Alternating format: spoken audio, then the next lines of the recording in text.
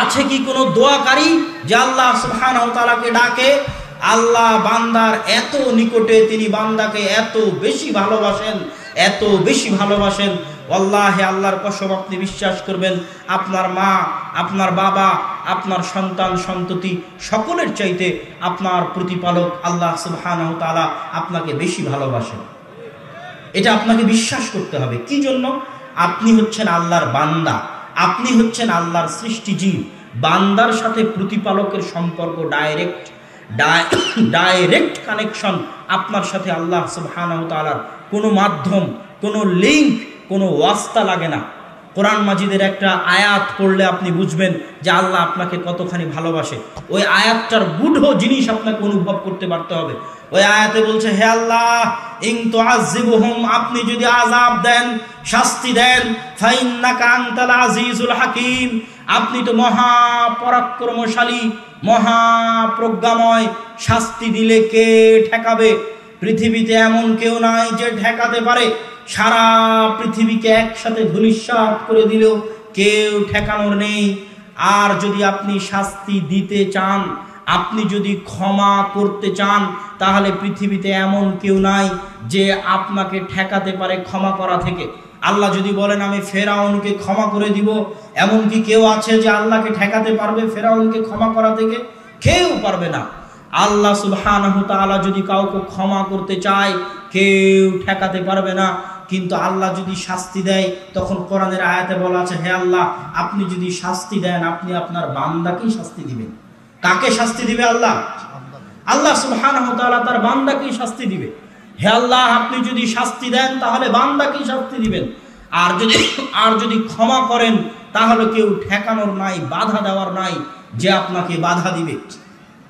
সম্মানিত উপস্থিতি, সালাতের বিষয়ে গুরুত্বপূর্ণ জরুরি আলোচনা করছিলাম, যার তৃতীয় পয়েন্ট শেষ করে এবার সালাতের চতুর্থ পয়েন্টে প্রবেশ করতেছি।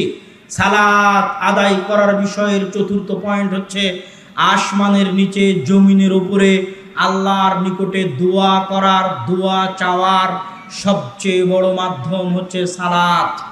আসমানের নিচে জমিনের উপরে আল্লাহর নিকটে দোয়া চাওয়ার, দোয়া প্রার্থনা করার সবচেয়ে বড় মাধ্যম হচ্ছে সালাত।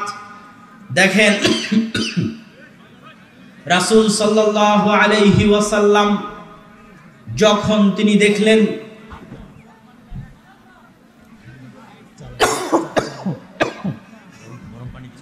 চা দিলেন,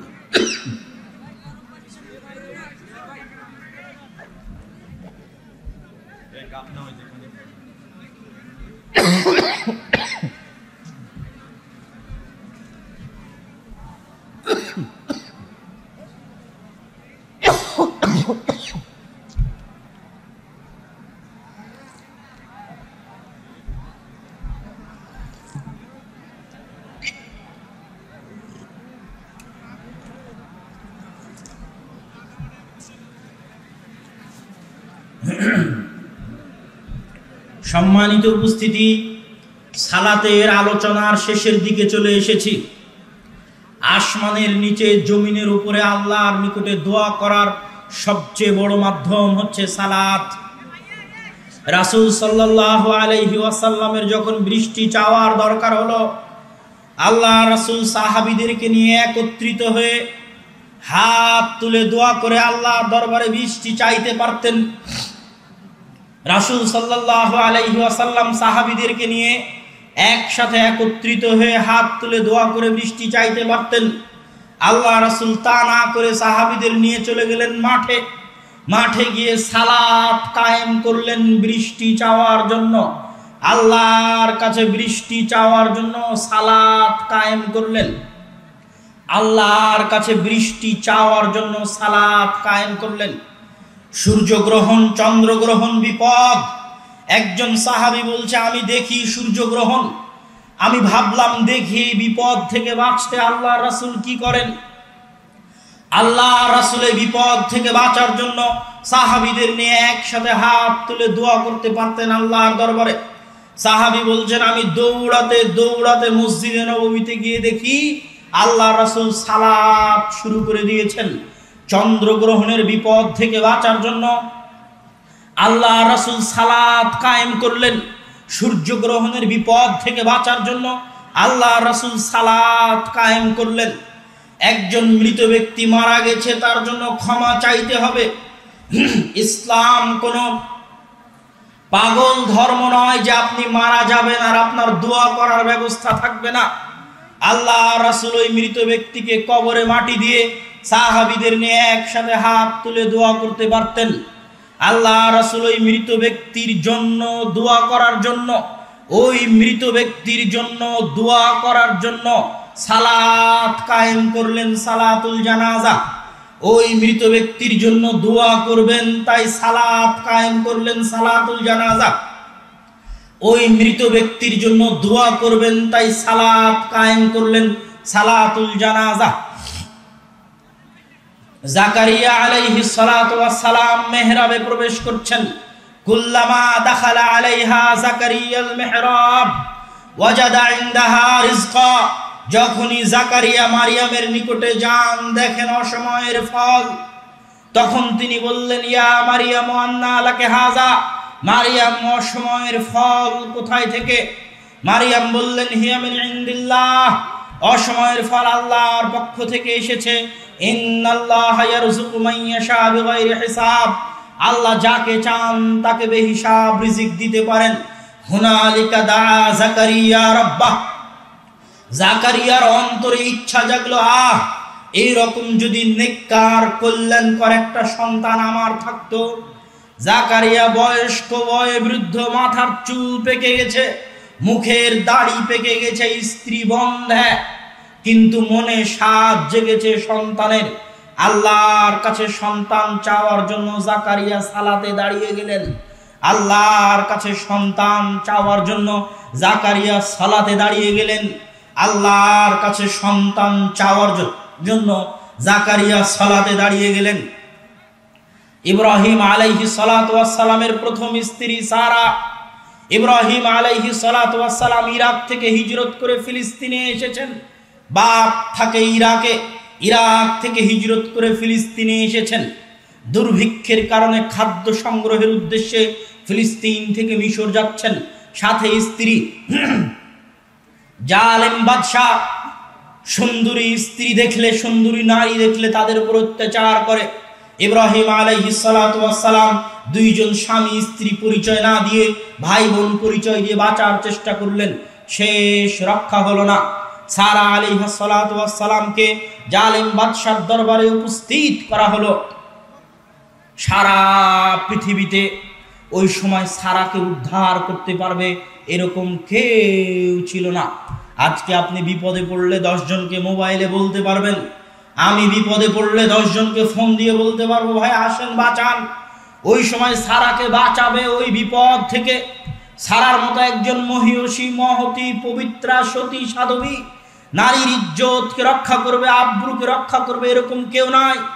অসহায় স্বামী বাইরে অপেক্ষা করছে, আর জালিম বাদশার নির্জন দরবারে পুত পবিত্র নারী সারা তার এই অত্যাচার থেকে বাঁচতে চায়, তার এই জুলুম থেকে বাঁচতে চায়, তার ইজ্জত, তার আব্রুকে রক্ষা করতে চায়। সারা তার ইজ্জত আব্রু রক্ষা করার জন্য সালাতে দাঁড়িয়ে গেলেন। পৃথিবীতে যখন তার সহযোগিতা করার কেউ নাই, তখন আল্লাহর কাছে সহযোগিতা চাওয়ার জন্য সারা সালাতে দাঁড়িয়ে গেলেন। পৃথিবীতে যখন তার সহযোগিতা করার কেউ নাই, তখন সারা নিজের ইজ্জত রক্ষা করার জন্য, আল্লাহর সহযোগিতা পাওয়ার জন্য সালাতে দাঁড়িয়ে গেলেন। রাসূল সাল্লাল্লাহু আলাইহি ওয়াসাল্লাম যখনই কোনো বিপদের সম্মুখীন হতেন, বাদারা ইলা সালাহ, সাথে সাথে সালাতে দাঁড়িয়ে যেতেন। আল্লাহ রাসূল যখনই কোনো বিপদের মুখোমুখি হতেন, তখনই তিনি সালাতে দাঁড়িয়ে যেতেন। আসমানের নিচে, জমিনের উপরে আল্লাহ সুবহানাহু ওয়া তাআলার নিকটে চাওয়া যেতে পারে, দোয়া করা যেতে পারে। সালাতের চাইতে বড় কোনো মাধ্যম আসমানের নিচে, জমিনের উপরে নাই। যেই সালাত দিয়ে মানুষ আল্লাহর কাছে চাইতে পারে, যেই সালাত দিয়ে মানুষ আল্লাহর কাছে দোয়া করতে পারে। দুঃখজনক হলেও সত্য, সালাত শব্দের অর্থ হচ্ছে দোয়া। সালাত শব্দের অর্থ হচ্ছে দোয়া।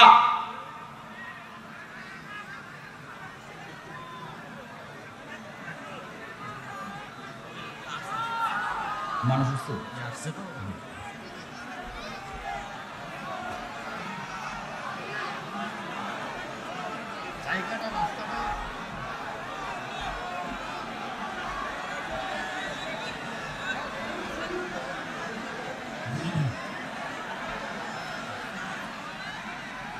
আসসালামু আলাইকুম বলে সালাত শেষ করি, তখন মূলত দোয়া শেষ করি। আমি এবং আপনি যখন আল্লাহু আকবার বলে সালাত শুরু করি, তখন মূলত দোয়া শুরু করি। আসসালামু আলাইকুম বলে যখন সালাত শেষ করি, তখন মূলত দোয়া শেষ করি। আল্লাহু আকবার বলে দাঁড়িয়ে থেকে সূরা ফাতিহা পড়ে কোরআন তেলাওয়াত করে আল্লাহর বড়ত্ব, আল্লাহর মহত্ব বর্ণনা করা হয়। মাথা নিচু করে রুকুতে গিয়ে সুবহান রাব্বিয়াল আযীম বলে আল্লাহর বড়ত্ব মহত্ব বর্ণনা করা হয়। সিজদায় গিয়ে সুবহান রাব্বিয়াল আলা বলে আল্লাহর বড়ত্ব, আল্লাহর মহত্ব বর্ণনা করা হয়। সিজদায় বান্দা আল্লাহর সবচেয়ে নিকটে থাকে। অতএব সালাত যখন আমরা শুরু করি, দোয়া শুরু করি, সালাত যখন শেষ করি, দোয়া শেষ করি। এখন কেউ যদি বলে যে সালাত শেষ হওয়ার পরে যে হুজুর সাহেব দোয়া করালেন না, তাহলে বুঝতে হবে তিনি এখনো সালাত কাকে বলে বুঝতে পারেননি। আমি বহু বক্তব্যে দাবি করেছি যে সালাত শেষ হওয়ার পরে যদি কেউ বলে দোয়া করালো না, তাহলে তাকে আরো 100 বছর পড়তে হবে এটা জানার জন্য যে সালাত কাকে বলে। জানাজার সালাত শেষ হলো মানে মৃত ব্যক্তির জন্য দোয়া শেষ হলো। জানাজার সালাত শুরু হলো মানে মৃত ব্যক্তির জন্য দোয়া শুরু হলো। জানাজার সালাতে আল্লাহ রাসূল মৃত ব্যক্তির জন্য যে দোয়া শিখিয়ে দিয়েছেন, কিয়ামত পর্যন্ত পৃথিবীর সব আলেম ওলামা, হুজুর, মাওলানা, মুরব্বি একত্রিত হয়ে আল্লাহ রাসূলের চেয়ে ভালো দোয়া ওই মৃত ব্যক্তির জন্য বানাতে পারবে না। অতএব জানাজার সালাত শেষ হওয়ার পরে, কবরে লাশ দাফনের পরে কেউ যদি বলে হুজুর সাহেব দোয়া করালেন না, তাহলে বুঝতে হবে জানাজার সালাত কাকে বলে উনি এখনো জানে না। জানাজার সালাত কাকে বলে এটা বুঝার জন্য তাকে আরো 100 বছর পড়তে হবে জানাজার সালাত কাকে বলে। অতএব সালাত হচ্ছে আসমানের নিচে জমিনের উপরে আল্লাহর কাছে দোয়া চাওয়ার সবচেয়ে বড় মাধ্যম। আজকের বক্তব্যের শেষের দিকে এসে বলতে চাই, যে কোনো বিপদে পড়েন না কেন, আসমানি বিপদ, জমিনি বিপদ, ছোট বিপদ, বড় বিপদ, সবার আগে ওযু করে 2 রাকাত সালাত আদায় করে আল্লাহকে ডাকেন, আল্লাহর সাহায্য চান। যত এমপি, মন্ত্রী, পুলিশ প্রশাসন, কেস কোর্ট কাচারি, নেতা নেত্রী, যত জনের কাছে সহযোগিতা নিতে যাবেন, সকলের উপর ক্ষমতাবান কে? আল্লাহ। ওহু আলা কুল্লি শাইইন কাদির ফাআলুল লিমা ইউরিদ, যা ইচ্ছা তাই করতে পারেন। আজিজুল হাকিম, মহাপরাক্রমশালী, মহাপ্রজ্ঞাময়। আপনি সবার আগে সবচেয়ে যিনি ক্ষমতাশালী তার কাছে সাহায্য চান, তখন আর যারা ছোট ছোট ক্ষমতাশালী আছে তাদেরকে উনি ব্যবস্থা করে দিবেন। অতএব সালাতের মাধ্যমে বিপদ থেকে বাঁচার চেষ্টা করেন। ইয়া আইয়ুহাল্লাযীনা আমানুস্তাঈনু বিস-সাবরি ওয়াস-সালাহ, দুনিয়ার মানুষ তোমরা আল্লাহর কাছে সাহায্য চাও, আল্লাহর কাছে বিপদ থেকে বাঁচতে চাও, ধৈর্য দিয়ে, সালাত দিয়ে।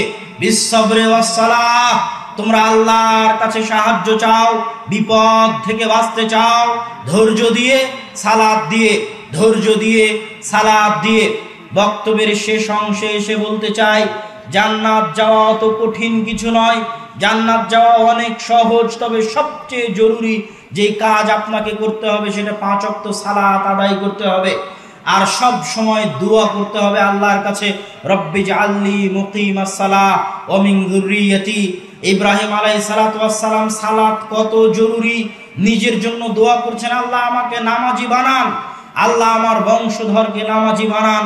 আজকে আমরা এই মঞ্চে বক্তব্যের শেষে এসে আল্লাহর কাছে দোয়া করতে চাই, আল্লাহ যেন আমাদেরকে নামাজি না বানিয়ে মৃত্যু না দেন। আমিন। মৃত্যু হওয়ার আগে যেন 5 ওয়াক্ত সালাত আদায়ের পাবন্দ হওয়ার তৌফিক আল্লাহ আমাদের দান করেন। আল্লাহুম্মা আমিন। 5 ওয়াক্ত সালাত আদায় নিজে করার চেষ্টা করবেন, সন্তান সন্ততিকে করানোর চেষ্টা করবেন। সালাতি সকল সফলতার মূল চাবিকাঠি। সকল সফলতার মূল চাবিকাঠি হচ্ছে সালাত। পৃথিবীতে আপনি দুনিয়াবি বলেন পরকালীন বলেন সব সফলতা সালাতের মধ্যে। কিয়ামতের মাঠে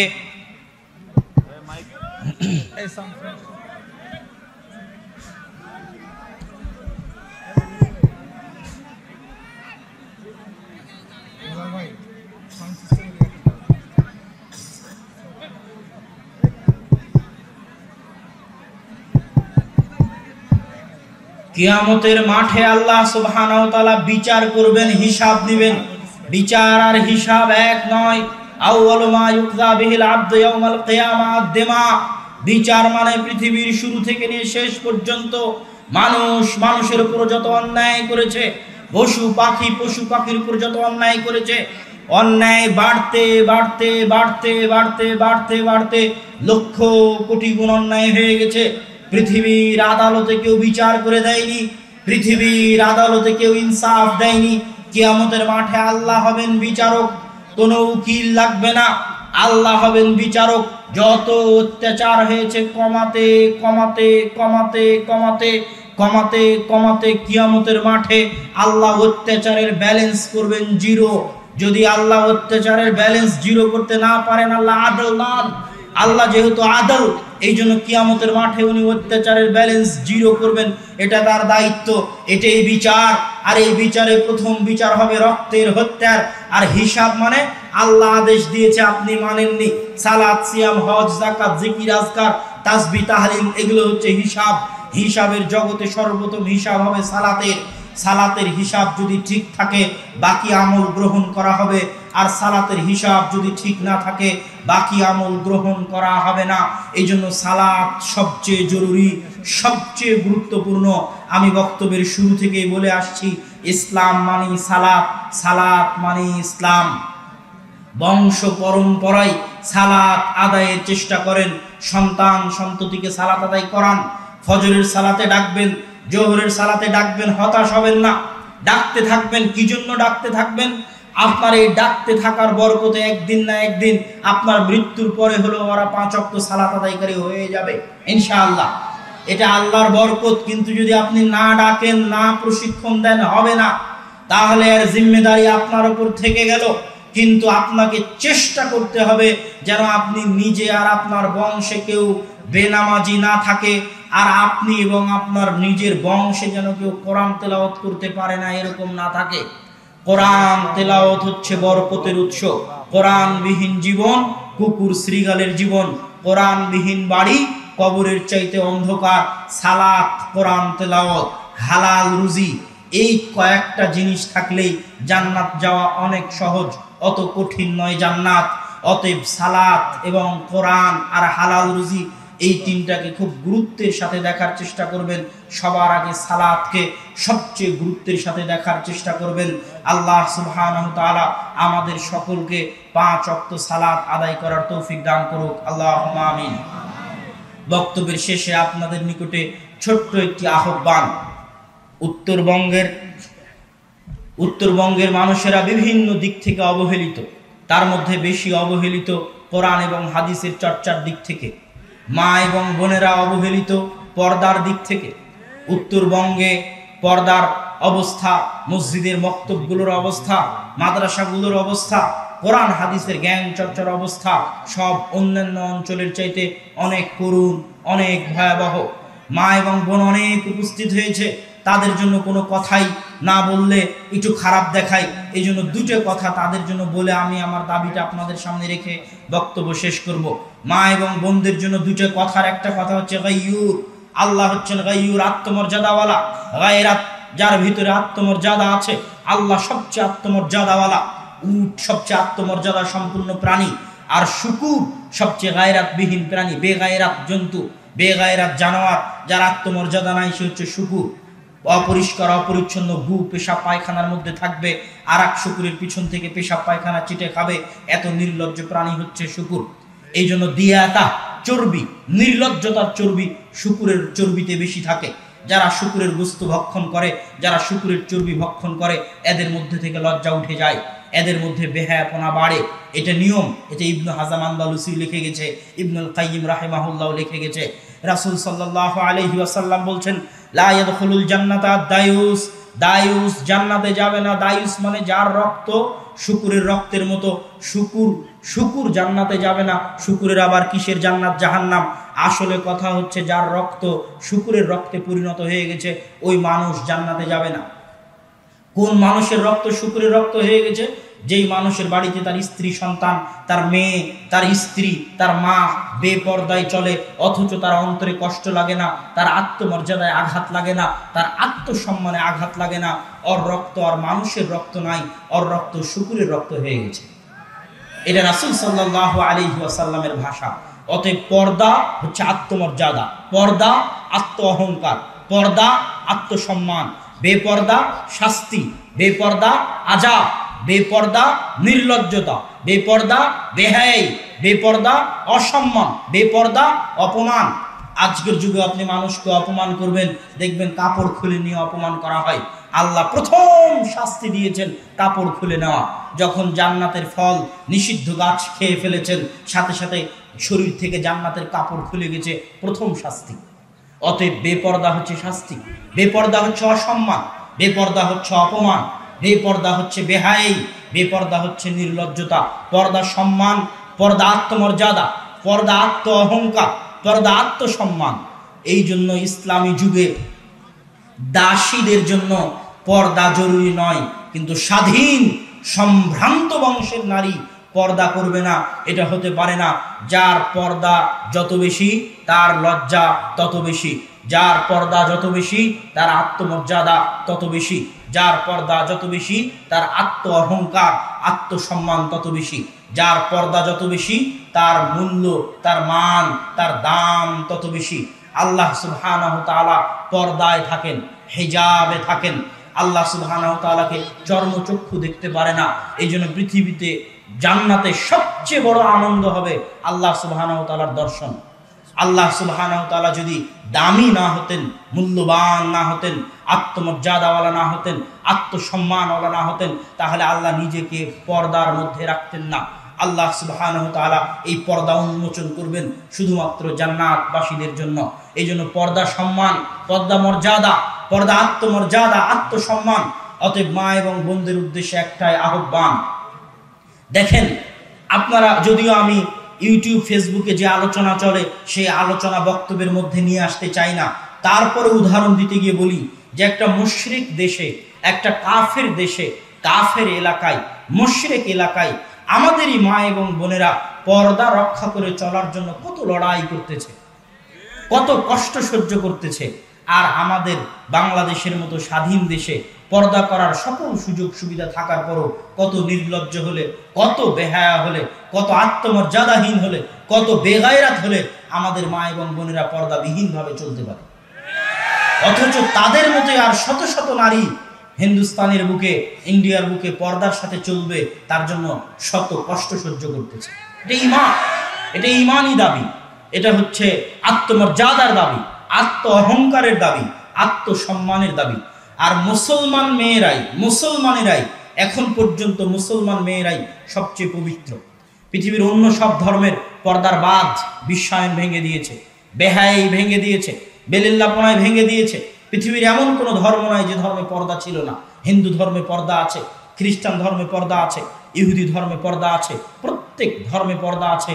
কিন্তু এই আধুনিক সভ্যতার যুগ সব ধর্মের পর্দাকে ধ্বংস করে দিয়েছে। কোন ধর্মের অনুসারীরা নিজ নিজ পর্দা রক্ষা করতে পারেনি।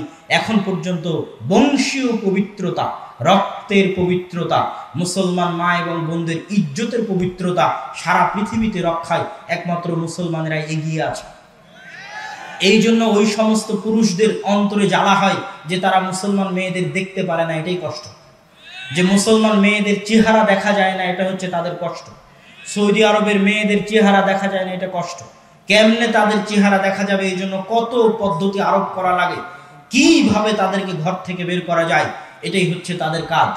আর তাদেরকে বোঝানো হচ্ছে মা এবং বোনদেরকে তোমরা বেকার। আমি বহু বক্তব্যে বলেছি যে পৃথিবীর সবচেয়ে কঠিন চাকরি, সবচেয়ে বড় চাকরি, সবচেয়ে দামি চাকরি আল্লাহ দিয়েছেন মা এবং বোনদের, সেটা হচ্ছে সন্তানকে মানুষ করা। এই চাকরি সবচেয়ে বড়, সবচেয়ে কঠিন এবং সবচেয়ে চ্যালেঞ্জ। এই চাকরিতে যে সফল, ওই মা সফল, রত্নগর্ভা মা, যে তার সন্তানকে আল্লাহ এবং আল্লাহ রাসূলের পথে মানুষ করতে পারে। অতএব মা এবং বোনদের উদ্দেশ্যে আহ্বান থাকবে যে, এবং পুরুষদের প্রতি আহ্বান থাকবে, আপনারা আত্মমর্যাদাওয়ালা হন। নিজেদের রক্তকে শূকরের রক্তে পরিণত করবেন না, নিজেদের চর্বিকে শূকরের চর্বিতে পরিণত করবেন না। আপনাকে বুঝতে হবে আপনি পিতা, আপনি জীবন দিয়ে দিবেন, তবুও আপনার মেয়েকে পর্দার সাথে আপনি স্কুলে পাঠাবেন, পর্দার সাথে আপনি মাদ্রাসায় পাঠাবেন, জীবন দিয়ে দিবেন, তবু আপনার মেয়েকে আপনি সম্মানের সাথে পাঠাবেন। একটা মেয়ে যে নিজে সাইকেল চালিয়ে স্কুল কলেজে যাচ্ছে, যুবতী মেয়ে, ও বেশি সম্মানের না যাকে তার বাপে অটোরিকশায় করে গাড়িতে করে স্কুলে রেখে আসতেছে, ও বেশি সম্মানের? আপনার কি মনে হয়? প্রধানমন্ত্রী একা একাই সাইকেল চালিয়ে চলে আসে? প্রধানমন্ত্রীর আগে পিছে কত গার্ড থাকে, কত সহকারী সহকর্মী থাকে, কত সম্মান, কত মর্যাদা। আর আপনার মেয়েকে আপনি একাই সাইকেল চালিয়ে পাঠিয়ে দিচ্ছেন। আপনার মেয়ে এত অমূল্য নয়, অনেক দামি জিনিস। আল মারআ সালেহা পৃথিবীর সবচেয়ে দামি, সবচেয়ে মূল্যবান, সবচেয়ে সম্মানিত জিনিসকে সম্মান দিয়ে রাখতে হবে। অতএব এই সম্মান, এই মর্যাদাটা মা এবং বোনদের বোঝা উচিত। এই জন্য আমার আম্মা একটা বই লিখেছে, সম অধিকার নয়, মর্যাদা চাই, সম্মান চাই, মর্যাদা চাই। এই সম্মান, এই মর্যাদা আমাদের মা এবং বোনদের অনুভূতিতেও থাকতে হবে, পুরুষদের অনুভূতিতেও থাকতে হবে। যে দাবিটা করার জন্য বলছিলাম, সেই দাবি হচ্ছে উত্তরবঙ্গ অবহেলিত। এই অবহেলিত উত্তরবঙ্গ আমরা আবাদ করতে চাই, যদি আল্লাহ তৌফিক দেয়, ইনশাআল্লাহ। এই জন্যই উত্তরবঙ্গে এত বড় প্রতিষ্ঠান আহলে হাদিসদের এর আগে কোনোদিন হয়নি, যেটা আপনাদের দিনাজপুরে হতে যাচ্ছে ইনশাআল্লাহ। এবং উত্তরবঙ্গে ওই 1935 সালের পরে বড় কোনো সম্মেলন যেখানে বড় বড় আলেম ওলামা আসবে, বক্তব্য হবে, এটা আমার জানা নাই। হতে পারে, তবে বিভিন্ন বিচ্ছিন্ন আকারে, অল্প স্বল্প করে। তা আমরা চাই দিনাজপুরের, উত্তরবঙ্গের দিনাজপুরের এই মাটিকে আল্লাহ সুবহানাহু ওয়া তাআলা যদি কবুল করে, তাহলে আগামী 11ই মার্চ জুমার খুতবার মাধ্যমে সেখানে সালাফি কনফারেন্স এবং জামিয়া সালাফিয়ার উদ্বোধন হবে ইনশাআল্লাহুল আজিজ। আমরা হয়তো রাজশাহী অনেক দূরে থাকব, কিন্তু চাই যে রংপুর বিভাগে কোরআন এবং হাদিসের জ্ঞানের চর্চা হোক, রংপুর বিভাগে আমাদের আসা যাওয়া বাড়ুক। এই যে মানুষের সারা আগ্রহ, ভালোবাসা, এটার সাথে আমরা সম্পৃক্ত হতে চাই, দ্বীনের কাজ করতে চাই। অতএব আপনাদের নিকটে দাবি থাকবে প্রচার এবং প্রসারের মাধ্যমে 11ই মার্চ একদিন ব্যাপী হবে, 2 দিন থেকে 1 দিনের অনুমতি পাওয়া গেছে। তবে শুক্রবারের জুমার খুতবা দিয়ে অনুষ্ঠান শুরু হবে। এই জন্য জুমার খুতবার আগেই আপনাদের সেখানে পৌঁছতে হবে। জুমার খুতবার পরে আসর পর্যন্ত প্রশ্ন উত্তর থাকবে, আর আসরের পর থেকে 12টা, 12:30, 1টা পর্যন্ত দেশের বরেণ্য বড় বড় আলেম ওলামা সেখানে উপস্থিত থাকবেন, এবং আমরা নিজেরাও উপস্থিত থাকব। আপনাদের আন্তরিক দাওয়াত রইল। জামিয়া সালাফিয়া দিনাজপুর তেঘরা বিরলের ওই দিন উদ্বোধনও হবে, ওই ঐতিহাসিক উদ্বোধনের দিন। আর প্রথম বার্ষিক ঐতিহাসিক সালাফি কনফারেন্সের দিন রংপুর বিভাগের মানুষের সাড়া চাই। আল্লাহ সুবহানাহু ওয়া তাআলা আপনাদের এবং আমাদের কবুল করুক, আল্লাহুম্মা আমিন। এই বলে আজকের বক্তব্য এখানেই শেষ করছি। ওয়া আখিরু দাওয়ানা আনিল হামদুলিল্লাহি রাব্বিল আলামিন। আসসালামু আলাইকুম ওয়া রাহমাতুল্লাহি ওয়া বারাকাতুহু।